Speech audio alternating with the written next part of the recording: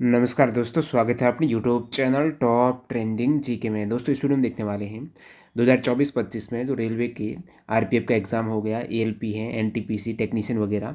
इन exams में science का अच्छा खासा वेटेज रहता है। तो साइंस में यहाँ पर अभी एक बुक लॉन्च हुई थी टेक्स्ट बुक की, जो रेलवे का सामान्य ज्ञान की 3000 क्वेश्चंस की।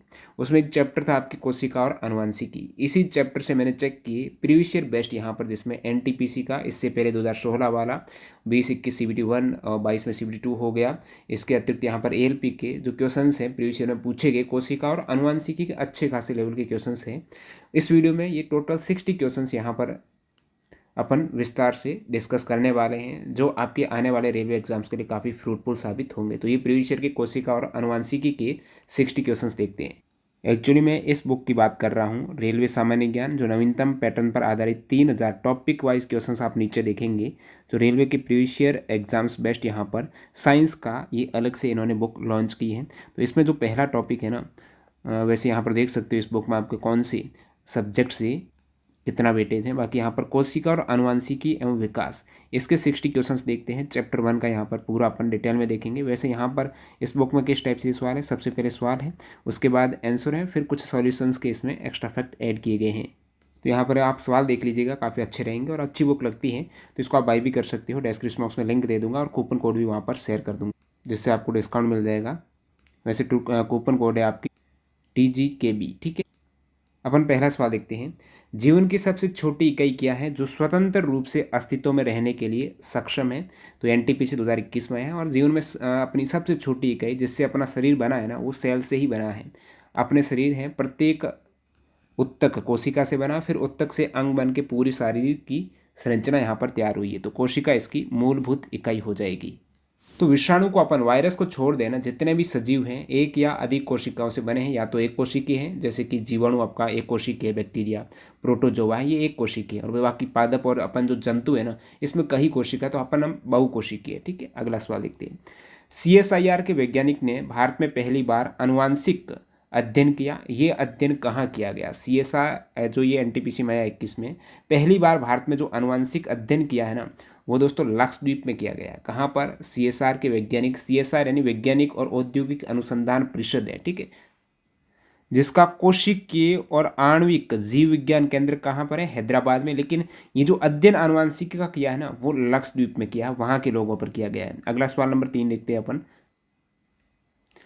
श्वसन प्रक्रिया में ग्लूकोज जैसे जटिल कार्बनिक यौगिक हैं किसके रूप में ऊर्जा प्रदान करने के लिए विघटित होते हैं? श्वसन प्रक्रिया में ग्लूकोज हैं, उससे अपन को एटीपी के रूप में 36 अणु एटीपी के बनने हैं। एटीपी यानी एडिनोसिन ट्राईफॉस्फेट, काफ़ी बार फुल फॉर्म पूछती है, तो ये एटीपी है। कोशिका में जो ऊर्जा बनती है, जैसे अपन बोलते हैं माइटोकॉन्ड्रिया, सूत्र कणिका है, कोशिका का पावर हाउस है, और वहाँ पर एटीपी के रूप में जो ऊर्जा इकाई होती है ना कोशिका की, वो एटीपी के फॉर्म में रहती है।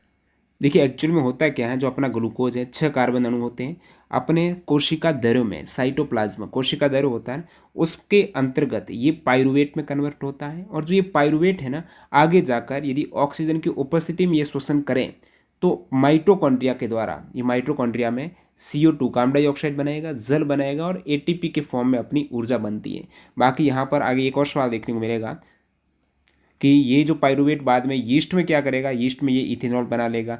ऑक्सीजन के अभाव में क्या होगा, हमारी पेशी कोशिकाओं में लैक्टिक अम्ल बनेगा, जो हमारी कोशिकाओं में या फिर जो अपनी पेशियों में एंठन पैदा करेगा, साथ साथ ऊर्जा तो बनेगी ही बनेगी। काफ़ी बार इनके कार्बन, नंबर ऑफ कार्बन पूछ लेते हैं, तो लैक्टिक अम्ल में 3 कार्बन है, इथेनॉल में फिर 2 कार्बन बनते हैं, और यहाँ पर माइटोकॉन्ड्रिया में होता है, ध्यान देना। और एक आगे सवाल आएगा कि ग्लूकोज जो श्वसन होता है वो कहाँ पर होता है, जब पाइरुवेट में कन्वर्ट होता है, वो कोशिका द्रव्य में होता है। देखिए आप हकीकत में एग्जाम को क्रैक करना चाहते हैं तो आपको मॉक टेस्ट देना पड़ेगा। मॉक टेस्ट के लिए भी टेक्स्ट बुक बेहतरीन प्लेटफॉर्म है। यहाँ पर आप पास प्रो ज्वाइन कर लो, जिसमें TTG के कूपन कोड से आपको मैक्सिमम डिस्काउंट मिल जाएगा। तो 1 साल का है, 2 साल का भी ऑफर चल रहा है, तो उसको ले लेना। जो भी एग्जाम्स हैं उनके आप प्रीवियस ईयर के पेपर प्लस मॉक टेस्ट यहाँ पर दे पाएंगे, उनका एनालिसिस कर पाएंगे, गलतियों को सुधार कर पाएंगे, टाइम मैनेजमेंट अच्छा कर पाएंगे। तो इस चीज़ का लाभ उठाना। अब अगला सवाल देखते हैं अपन। विज्ञान की वह शाखा जो कोशिकाओं का अध्ययन करती है उसे क्या कहते हैं? कोशिकाओं का अध्ययन कोशिका विज्ञान यानी साइटोलॉजी हो जाएगा आपका। अनुवांशिकी, अनुवांशिक अभियांत्रिकी के लिए अन्य शब्द क्या है? तो अनुवांशिक अभियांत्रिकी के लिए अन्य शब्द आपको पूछ, ये DNA को रूपांतरित करने का एक सिस्टम है। अनुवांशिक जो अभियांत्रिकी है, DNA को रूपांतरित करने का सिस्टम है, जिसे आप कहेंगे पुनर् योगज डीएनए प्रौद्योगिकी आपका विकल्प सी करेक्ट है। एनटीपीसी 2016 का सवाल है। नेक्स्ट यहाँ पर सवाल नंबर 6 देखो, कोशिका का एक प्रकार का अपशिष्ट निपटान तंत्र है। कोशिका में कौन सा कोशिकांग है जो अपशिष्ट का निपटान करता हो? ये किसी भी बाह्य पदार्थ के साथ साथ खराब हो चुके कोशिकांग का पाचन करके कोशिका को साफ रखने में सहायता करते हो। तो कोशिका को साफ रखने में, कोशिका की पाचन में सहायक है, अपशिष्ट निपटान के अंदर है, वो दोस्तों आपका हो जाएगा लयन काय, जो लाइसोसोम है ना, ये करेक्ट आंसर है।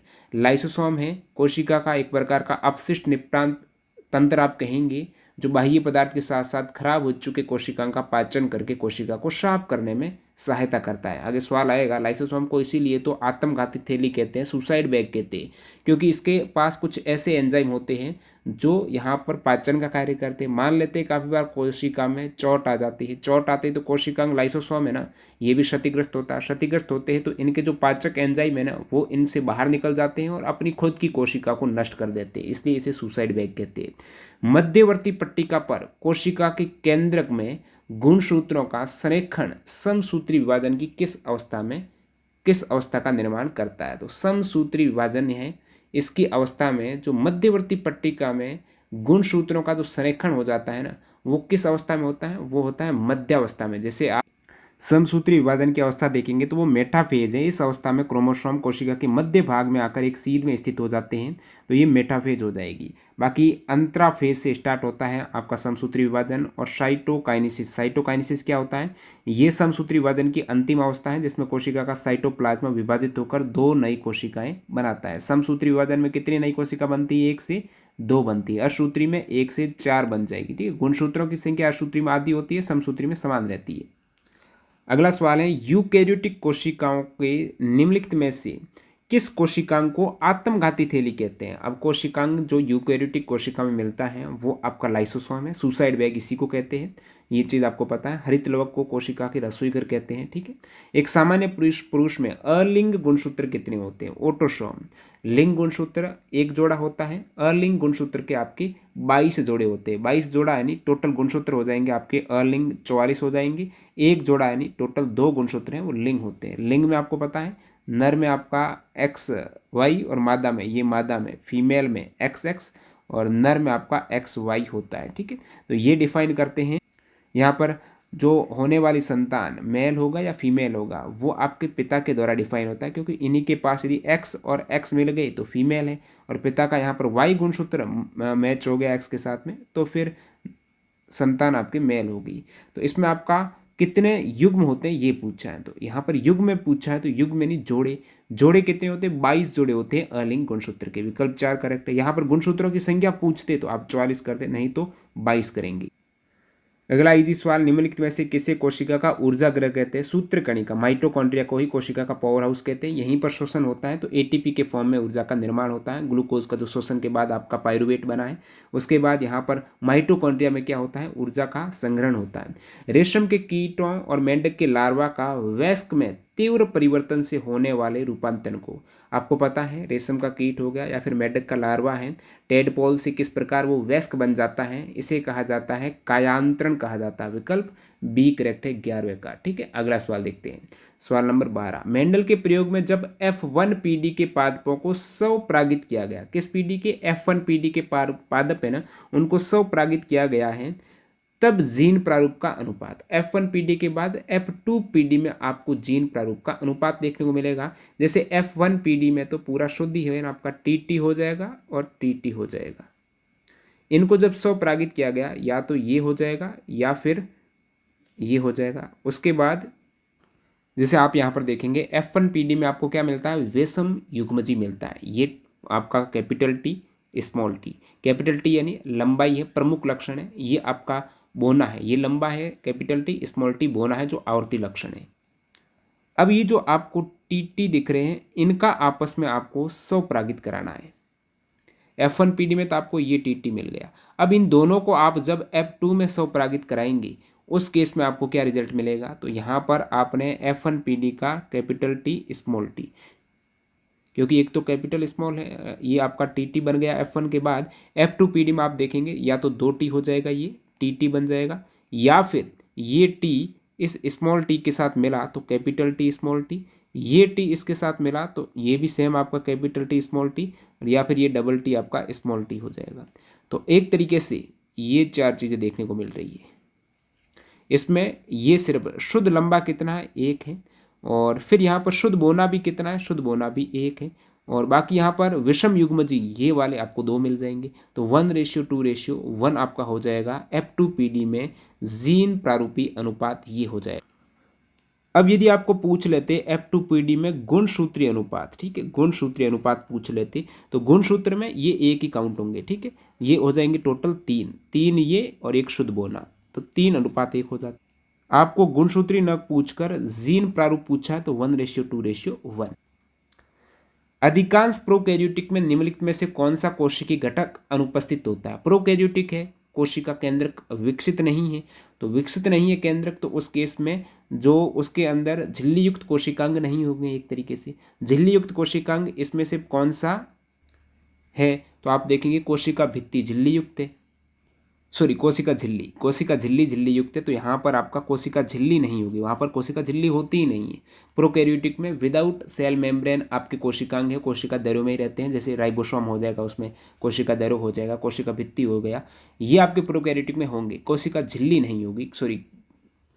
तो यहाँ पर जो आपका केंद्रक झिल्ली है ना, ये डबल दोहरा आवरण युक्त झिल्ली है, ठीक है, डबल कवर्ड सेल मेम्ब्रेन है, तो दोहरा आवरण रहता है केंद्रक झिल्ली का।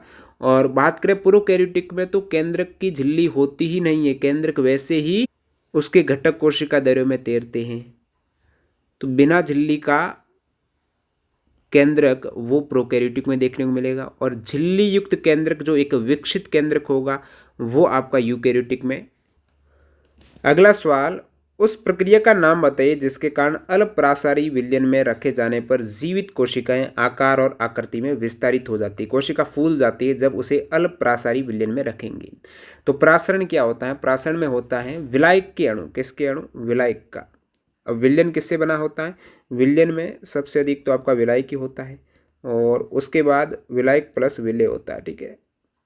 और विलयन की सांद्रता किसके द्वारा डिफाइन होती है? विलय की मात्रा से। विलय ज़्यादा हुआ उसके अंदर, विलायक के अंदर, जैसे विलायक पानी है, पानी में आप क्या मिक्स कर रहे हो? विलय ज़्यादा हुआ तो ज़्यादा आपका सांद्र हो जाएगा, विलय कम हुआ तो सांद्रता कम हो जाएगी।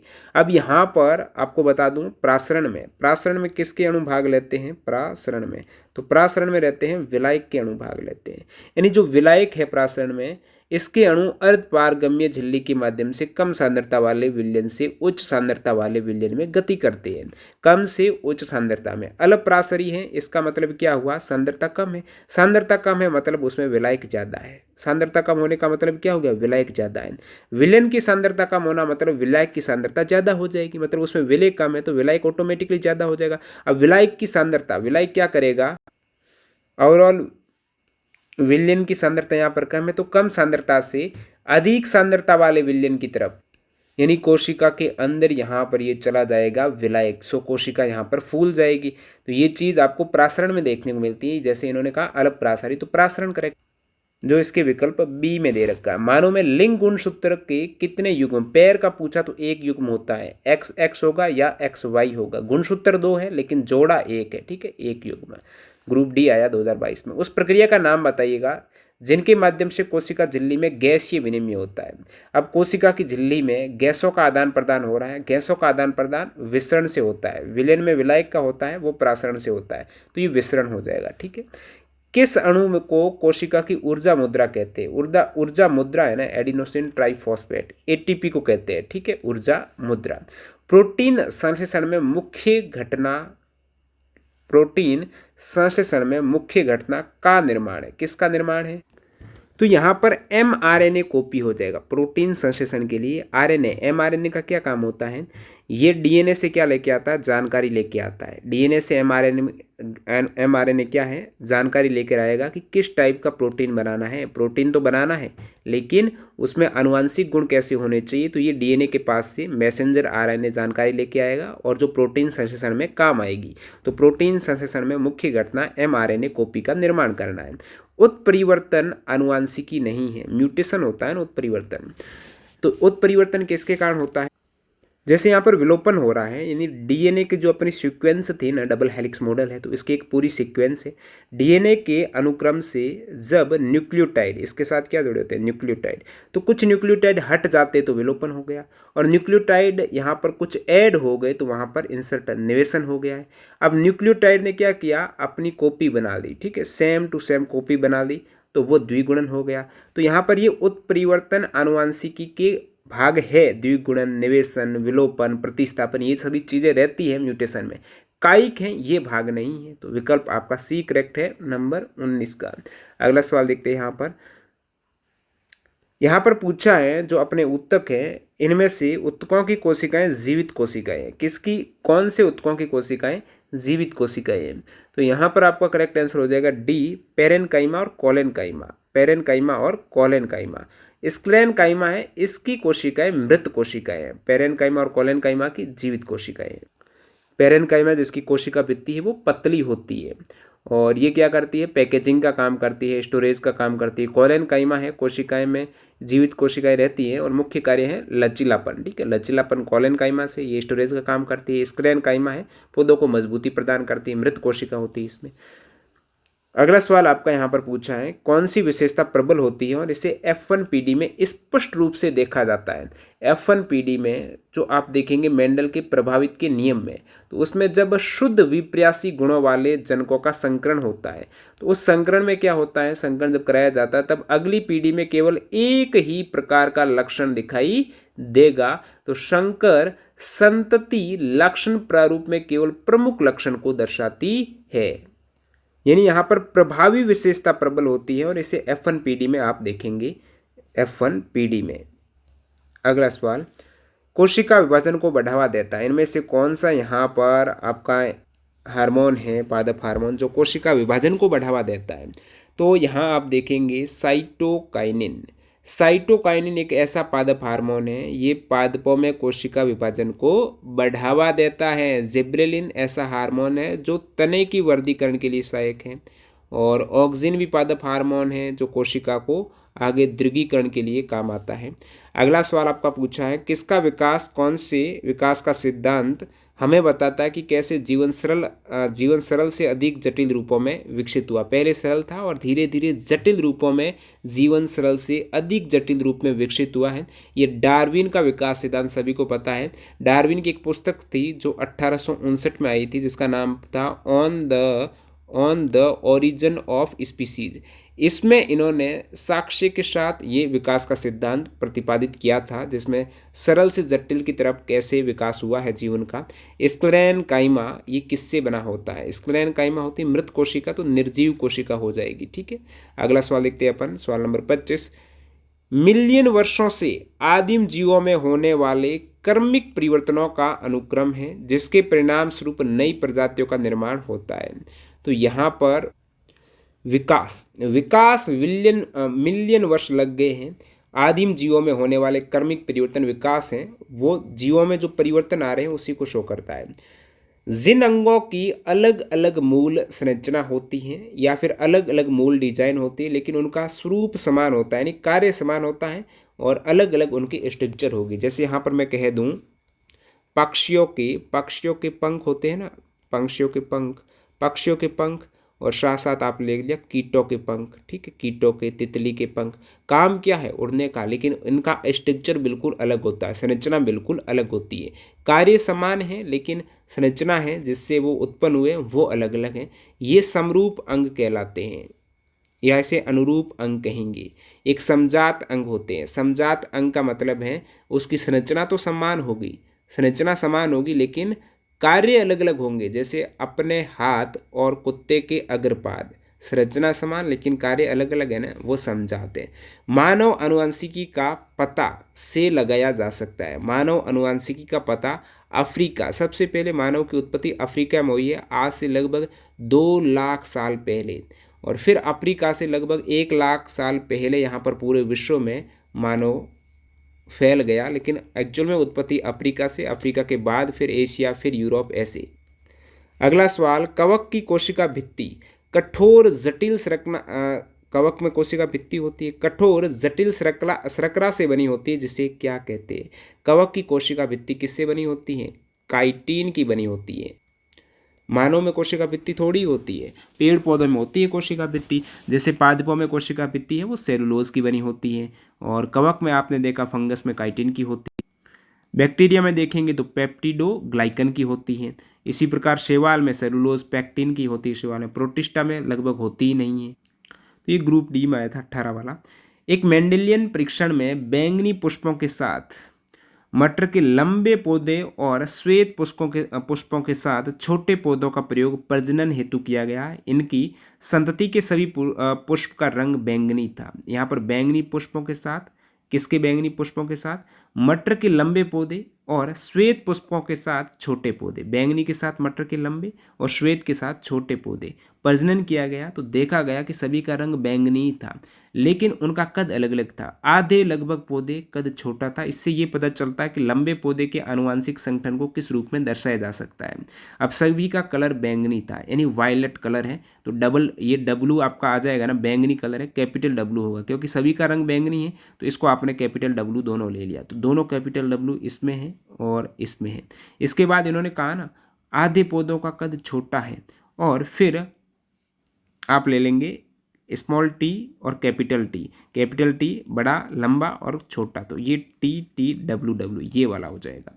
नेक्स्ट है, मेंडल ने किस आधार पर युग्मकों की शुद्धता का नियम दिया है? युग्मक बिल्कुल शुद्ध युग्मक है, वो शुरुआती में है। एक संकर आप संकरण करेंगे ना, उसमें युग्मकों की शुद्धता का नियम आपको पता चलेगा। एक संकर संकरण जैसे एकदम शुद्ध युग्मक है, टी टी डबल और स्मॉल टी टी, ये शुद्ध युग्मक है। F1PD में एक संकर संकरण से होगा।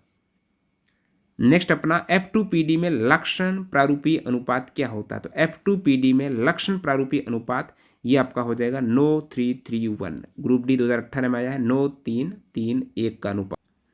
अगला सवाल ग्रुप डी में आया कि निम्नलिखित में से कौन एक कोशिकीय हरित शैवाल है? इनमें आप एक कोशिकीय हरित शैवाल देखेंगे ना, ये है क्लेमाइडोमोनास। क्लेमाइडोमोनास।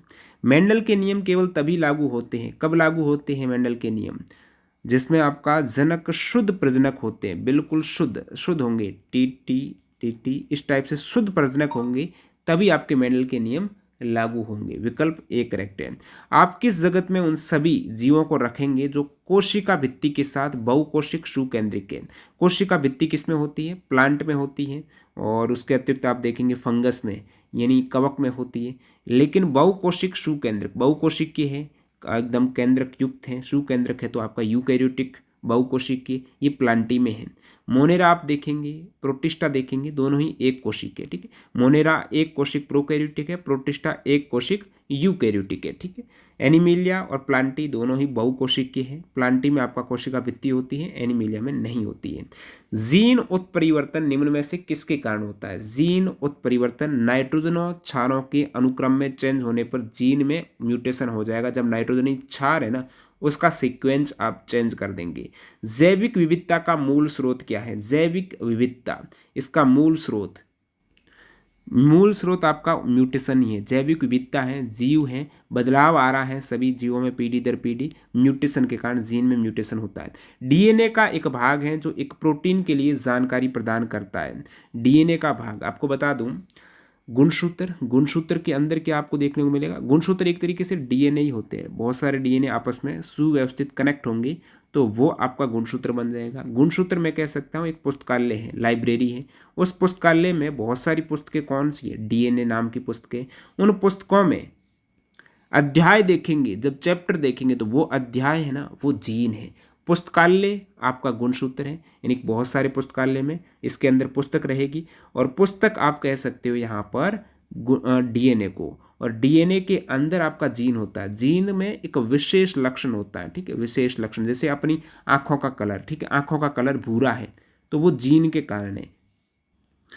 तो यहाँ पर आपका पूछा डीएनए का भाग है, डीएनए का भाग तो जीन है भाई। डीएनए के अंदर अध्याय क्या है? जीन ही तो है, और एक प्रोटीन के लिए जानकारी प्रदान करता। बिल्कुल मैसेंजर आरएनए जाता है डीएनए से प्रोटीन के लिए, प्रोटीन बनाने के लिए जानकारी लाता है। युग्म विकल्पी क्या होते हैं? युग्म विकल्पी एक्चुअल में जीन ही होते हैं। युग्म विकल्पी एक विशेष लक्षण वाले जीन होते हैं। तो यहाँ पर जीन परिवर्तन, अब जीन में लक्षण में भी विशेष लक्षण आ जाएगा तो वो जीन परिवर्तन हो जाएगा युग्म विकल्पी। अगला सवाल, बच्चों का लिंग किससे प्राप्त होने वाले आनुवांशिक गुणसूत्र द्वारा निर्धारित होता है? बच्चों का लिंग है वो पिता से होता है या माता से होता है? तो पिता से होता है, क्योंकि यहाँ पर आपको पता है माता के पास तो एक्स एक्स गुणसूत्र, पिता के साथ पास एक्स वाई है। अब पिता डिफाइन करता है एक्स, पिता से ही एक्स या वाई दोनों में से एक जाएगा। एक्स एक्स हो गया तो आपका मेल, एक्स के साथ वाई गया तो ये पिता ही तो डिफाइन कर रहा है, तो पिता के द्वारा लिंग का निर्धारण होता है। एक कोशिका में जो विभाजित नहीं होती हैं इसमें डीएनए के भाग के रूप में उपस्थित होता है। कोशिका विभाजित नहीं हो रही है, वहाँ पर क्या डीएनए के भाग के रूप में उपस्थित होगा? तो वो क्रोमेटिन सामग्री हो जाएगी। विभाजित नहीं हो रही तो वहाँ पर क्रोमेटिन सामग्री है ना, डीएनए क्रोमेटिन सामग्री के भाग के रूप में उपस्थित होता है। क्रोमेटिन क्या होता है आप यहाँ पर देखेंगे तो ये क्रोमेटिन सामग्री इसमें होता क्या है? इसमें डीएनए होता है, हिस्टोन और गैर हिस्टोन प्रोटीन आपने सुना होगा। हिस्टोन और जो गैर हिस्टोन प्रोटीन है उसका मिक्सर है ये क्रोमेटिन सामग्री है, ये इन्हीं का मिश्रण है, डीएनए, हिस्टोन और गैर हिस्टोन प्रोटीन का, जो एक विभाजित नहीं होने वाली कोशिका के केंद्रक में जो आनुवांशिक सामग्री है उनका निर्माण करते हैं। तो यहाँ पर आपका क्रोमेटिन सामग्री है। इनमें से कौन सा केवल मानव मादा में, फीमेल में कौन सा गुणसूत्र पाया जाता है? फीमेल में दोनों ही एक्स एक्स होंगे, ठीक है। मानव मादा में कौन सा केवल मानव मादा में पाया जाता है? तो केवल मानव मादा में एक्स एक्स गुणसूत्र, ठीक है। आरएनए का अर्थ क्या है? Ribo nucleic acid. जैसे आपने देखा डीएनए, डीएनए में जो संरचना होती है डबल हेलिक्स मॉडल होता है, इसका सिंगल स्टैंडर्ड स्ट्रक्चर रहेगी। राइबो न्यूक्लिक एसिड यहाँ पर आप देखेंगे तो ये वाला करेक्ट है। और आरएनए मैसेंजर आरएनए है, फिर टीआरएनए है, आरआरएनए है। तो आरएनए होता है, इसका काम होता है प्रोटीन संश्लेषण है, जो मैसेंजर आरएनए है डीएनए से जानकारी लाएगा और प्रोटीन बनाने में काम करेगा ये। फिर सवाल नंबर 43 देख, जीवों में विभेदन से क्या होता है? उत्पत्ति का एक जटिल रूप, जब विभेदन होगा तो फिर उत्पत्ति है वो एक जटिल रूप ले लेगी, तो ये जटिल रूप होता है। निम्नलिखित में से कौन सा अणु संतति द्वारा किसी विशेषक की वंशागति को नियंत्रित करता है? विशेषक की वंशागति को, यानी आने वाली पीढ़ी में जो यहाँ पर गुण स्थानांतरित हो रहे हैं, लक्षण स्थानांतरित हो रहे हैं, वो पिता और माता दोनों के डीएनए से हो रहा है। विकल्प बी करेक्ट हो जाएगा। नेक्स्ट देखते हैं यहाँ पर, प्रत्येक जनन कोशिका प्रत्येक युग्म से एक गुणसूत्र लेती है और ये मातृ या पैतृक उत्पत्ति के हो सकते हैं। जब दो जनन कोशिकाएं संयोजित होती है तब वे संतति में गुणसूत्रों की सामान्य संख्या को पुनः स्थापित करती है, जिससे प्रजातियों के डीएनए की स्थिरता सुनिश्चित हो सके।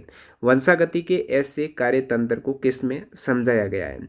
तो यहाँ पर आपका सही जवाब हो जाएगा मेंडल के प्रयोगों के परिणाम हैं उनमें ऐसे कार्यतंत्र को समझाया गया है, जिसमें माता से गुणसूत्र और पिता से दोनों को गुणसूत्र मिला के यहाँ पर पूरा युग्म बनता है आपका। तो ये आपका मेंडल के प्रयोगों के परिणामों में।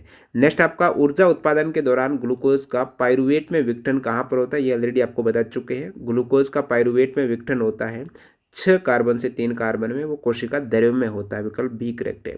पर्णहरित वर्णक कोशिका के निम्नलिखित में से किस घटक में उपस्थित होता है? आपका कोशिका पर्णहरित होता है ना, ये पादप कोशिकाओं में देखने को मिलेगा।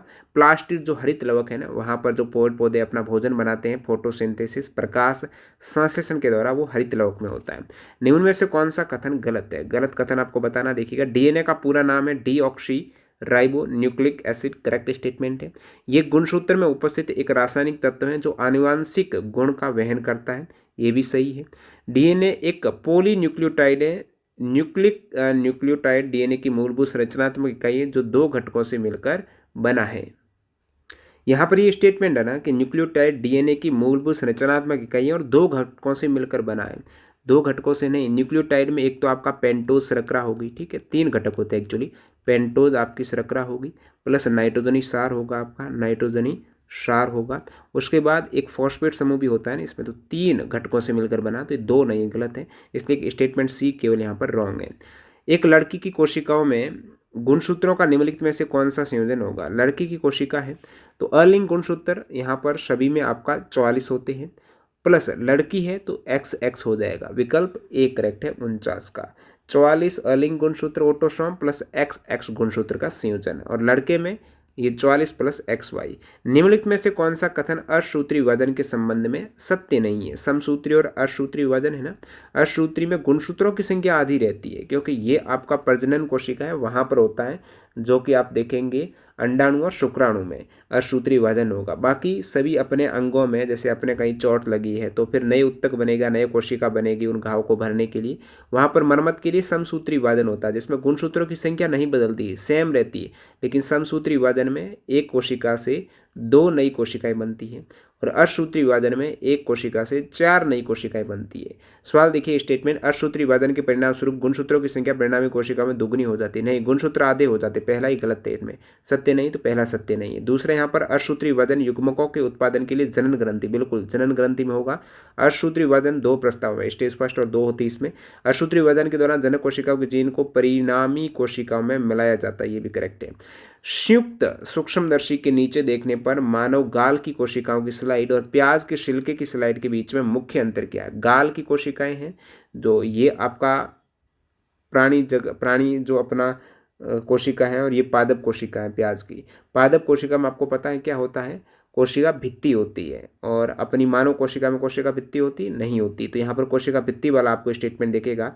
प्याज के छिलके की कोशिकाओं में कोशिका भित्ति की उपस्थिति होती है, तो क्या अंतर दिखाई देगा? उसमें कोशिका भित्ति होती है। नेक्स्ट देखते हैं, निम्नलिखित में से कौन से कथन सत्य हैं? तो इसमें आप देखेंगे डी वाटसन के द्वारा आनुवांशिकी शब्द को प्रतिपादित किया गया। वाटसन ने नहीं किया था, आनुवांशिकी शब्द दिया था बैटसन ने, ठीक है, बैटसन ने दिया था। और फिर मानव में 46 गुणसूत्र होते हैं, इनमें से 42 अलिंग गुणसूत्र होते हैं, 42 नहीं 44 अलिंग होते हैं, और 2 यहाँ पर लिंग गुणसूत्र होते हैं, ठीक है। तो ये आपका गलत दे रखा है। एक डीएनए अणु 2 लंबे पॉलीन्यूक्लियोटाइड रज्जुकों का बना होता है, जो सर्पिल सीडी की तरह एक द्विकुंडलिक बिल्कुल डबल हेलिक्स मॉडल है। डीएनए आपका हो जाएगा करेक्ट स्टेटमेंट, विकल्प डी। निम्नलिखित में से कौन सा कथन असत्य है? इसमें आपको 4 कथन में से असत्य बताना है। प्रत्येक जीन एक लक्षण को नियंत्रित करता है, बिल्कुल करता है। युग्मक के निर्माण के समय 2 युग्म विकल्पी एक साथ होते हैं। युग्मक बनता है ना, तो एक ही युग्म विकल्पी होता है, 2 नहीं होता है। प्रत्येक जनन कोशिका में प्रत्येक युग्म से एक गुणसूत्र रहती है। जीन गुणसूत्रों पर स्थित होता है, बिल्कुल जीन तो गुणसूत्र पर ही हो गई।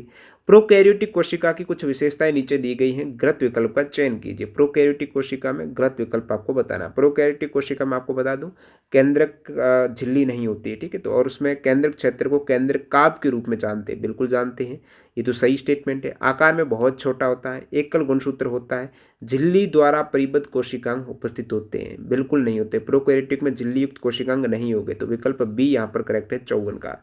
सूत्र कणिका को अजीब कोशिकांग क्यों कहा जाता है? सूत्र कणिका यानी माइटोकॉन्ड्रिया। माइटोकॉन्ड्रिया अजीब इसलिए है, वैसे आपको बता दूं, अब कोशिका से आपको प्रोटीन का निर्माण करना है, आप केंद्र के डीएनए पर जाएंगे, लेकिन जो माइटोकॉन्ड्रिया ना, इसका खुद का डीएनए होता है, इसमें खुद का राइबोसोम होता है, तो ये एक तरीके से प्रोटीन खुद बना सकता है, इसलिए एक अजीब है। बाकी सभी डिपेंड करते हैं केंद्रक के पास, नाभिक के पास जाएंगे, वहाँ से डीएनए पर डिपेंड होगा आपका यदि प्रोटीन का संश्लेषण करना है, लेकिन इसके पास खुद का डीएनए है, खुद का राइबोसोम है, तो इनमें होते हैं डीएनए और राइबोसोम, विकल्प एक करेक्ट है, इसलिए अजीब है।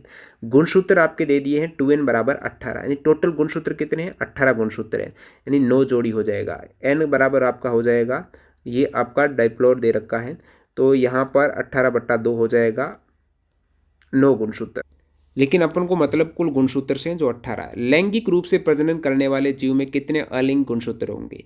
आपको बता दूं, लिंग गुणसूत्र होते हैं 2, बाकी सभी अलिंग होते हैं, तो 2 इसमें से हटा दो, बाकी सभी आपको मिल जाएंगे अलिंग गुणसूत्र। तो बाकी कितने? 18 में से 2, 16 अलिंग है, ठीक है। कोशिका के 2 समान संतति कोशिका में विभाजन की प्रक्रिया को क्या कहा जाता है? एक कोशिका है, 2 संतति कोशिका में बंट गई है, तो यहाँ पर ये द्विभाजन हो चुका है इसका। निम्नलिखित में से कौन सी प्रक्रिया में कोशिका किसी अन्य जीवित भाग या एक पूर्ण जीव की सटीक प्रति को उत्पन्न करने में शामिल होती है? कोशिका किसी अन्य जीवित भाग या एक पूर्ण सटीक प्रति, एकदम फोटोकॉपी बना दी, आपका हम शक्ल बना दिया। तो क्लोनिंग सबसे पहले आपको पता, डोली भेड़ है ना, उसकी क्लोनिंग की गई थी, सेम टू सेम गुणसूत्र बिल्कुल सेम आनुवांशिक जानकारी है वो स्टोर करके ट्रांसफर कर दी है, क्लोनिंग में ऐसा हो जाएगा। निम्नलिखित में से किस प्राचीन होमिनिड को होमो चैंपियंस की श्रेणी में रखा गया है? कौन से होमिनिड को रखा गया होमो चैंपियंस की श्रेणी में? क्रो-मैग्नन, विकल्प बी करेक्ट है। अगला सवाल देखते हैं अपन, अंतिम सवाल। जीवित कोशिकाओं में परमाणुओं को प्रभावित करता है क्या? जीवित कोशिकाओं में परमाणुओं को प्रभावित करता है, तो ये आयनकारी विकिरण है, जो एक्सरे वगैरह है ना, ये अपने डीएनए को प्रभावित करता है, इसके कारण म्यूटेशन हो जाता है, फिर बहुत सारी बीमारियां हो जाती है। तो ये आयन है, विकिरण बहुत खराब होते हैं, तो आयनकारी विकिरण करेक्ट हो जाएगा, एएलपी 2019 में पूछेगा। तो ये 60 सवाल थे आपके कोशिका और अनुवांशिकी के, जो आंसर की है नीचे इन्होंने सॉल्यूशन बताए हैं जो आपको बता दिए। और ये कोई कैंडिडेट इसको बाई करना चाहता है, लिंक मैं डिस्क्रिप्शन बॉक्स में दे दूंगा। इसी टाइप से आपको संकलन मिलेगा सभी क्वेश्चन का, साइंस के टॉपिक वाइज हैं। और एक्स्ट्रा आप यहाँ पर कूपन कोड अप्लाई कर देंगे, डिस्क्रिप्शन बॉक्स में कूपन कोड भी दे दूंगा जहाँ से आपको डिस्काउंट मिल जाएगा। और इस टाइप से प्रत्येक क्वेश्चन का सॉल्यूशन यहाँ पर इसमें आपको देखने को मिलता है। तो वीडियो पूरा देखने का बहुत बहुत धन्यवाद। आप कहेंगे इसकी पीडीएफ टेलीग्राम पर साझा कर देंगे, जिसको आप बेहतर ढंग से इसको देख पाएंगे। और यदि अच्छी लगती है तो आप उसको बाई कर सकते हो, आपका एक योगदान देगा तैयारी में अच्छा खासा। बाकी आप टेक्स्ट बुक से टीटीसी की कूपन कोड यूज़ करके पास प्रो ज्वाइन कर लेना, बहुत ज़्यादा फायदा हो जाएगा। मिलते हैं नए वीडियो में, धन्यवाद।